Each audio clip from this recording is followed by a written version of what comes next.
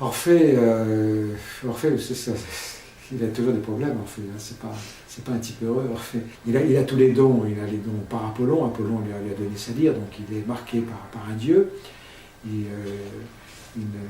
Comme saint François d'Assise, il peut apaiser les loups et encore lui, il fait marcher les arbres. Il est très très fort. Et puis, sa belle qu'il aime meurt, piquée par un serpent.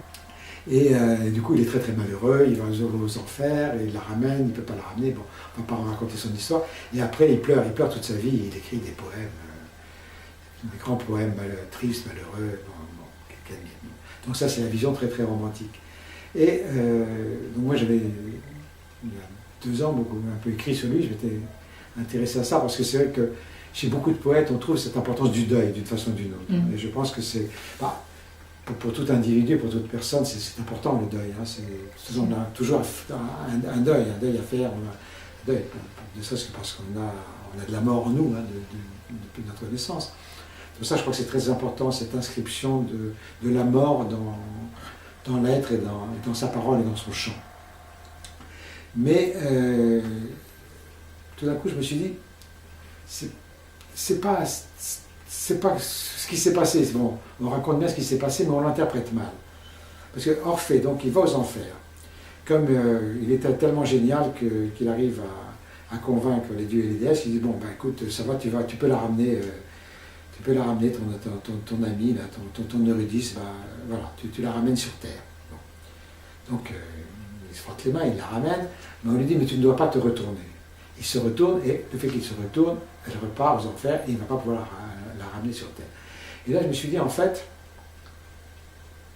il ne pouvait que se retourner. Il fallait qu'il se retourne. Parce qu'il a compris qu'il ne ramènerait pas Eurydice. Parce que Eurydice avait été morte. Elle était demi-morte. Donc, il ne ramènerait jamais que l'ombre d'Eurydice. Donc, s'il ramenait l'ombre d'Eurydice, il ne ferait pas le deuil d'Eurydice. Et en fait, il fallait bien qu'il fasse le deuil de l'Eurydice. Elle était morte. Et c'est justement parce que il se donne la possibilité d'en faire le deuil, qu'après il peut être lui-même et il peut chanter. Avec son deuil, on n'efface pas le deuil, on le sait bien, on n'efface pas un deuil, mais on l'assume, comme on dit maintenant. Donc je pense que c'est ça, ben oui, Eurydice était morte. Quoi. Mais, alors, après ça, il y a un autre stade, c'est ça le monde de la poésie, et moi ce que j'aurais envie d'appeler, ce que j'appelle comme ça souvent l'outre-temps ou l'autre monde, qui ne sont pas un autre temps et un autre monde, mais le monde et le temps qui sont derrière la surface de notre temps et de notre monde, c'est que dans son monde poétique, Eurydice est vivante.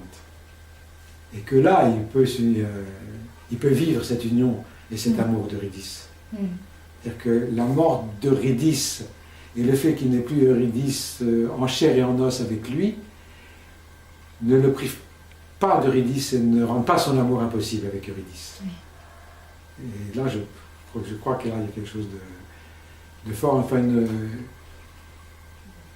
une vision, qu'on peut avoir une vision non systématiquement romantique de la poésie larmoyante, mais de quelque chose qui va plus loin, qui va au-delà de ça, qui dépasse le drame romantique. Qui est aussi le drame humain. Hein. Le drame romantique, c'est le drame humain exprimé particulièrement fort, quoi, et vécu et exprimé de façon forte et souvent spectaculaire.